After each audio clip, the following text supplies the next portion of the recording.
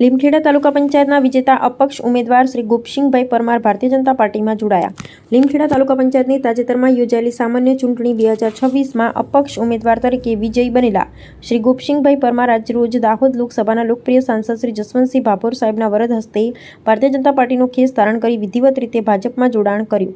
આ પ્રસંગે સાંસદ શ્રી જસવંતસિંહ ભાભોરે જણાવ્યું કે માનનીય વડાપ્રધાન શ્રી નરેન્દ્રભાઈ મોદીના સાહેબના સબકા સાથ સબકા વિકાસ સબકા વિશ્વાસના મંત્ર અને મુખ્યમંત્રી શ્રી ભૂપેન્દ્રભાઈ પટેલની વિકાસલક્ષી નીતિઓથી પ્રભાવિત થઈ શ્રી ગોપસિંહભાઈએ રાષ્ટ્રહિતમાં ભાજપ સાથે જોડાવાનો નિર્ણય કર્યો છે.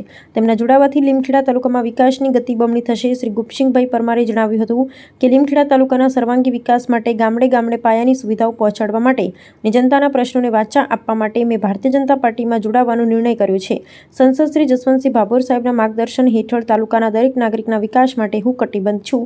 મુખ્ય મુદ્દાઓ લીમખેડા વિકાસ માટે નવી શરૂઆત, કેન્દ્ર અને રાજ્ય સરકારની યોજનાઓનો સીધો લાભ તાલુકાના છેવાડાના માનવી સુધી પહોંચાડવાનો સંકલ્પ, સ્થાનિક રાજકારણમાં મજબૂતી. શ્રી ગોપસિંહભાઈના જોડાવાથી લીમખેડા તાલુકા પંચાયતમાં ભાજપ વધુ મજબૂત બનશે.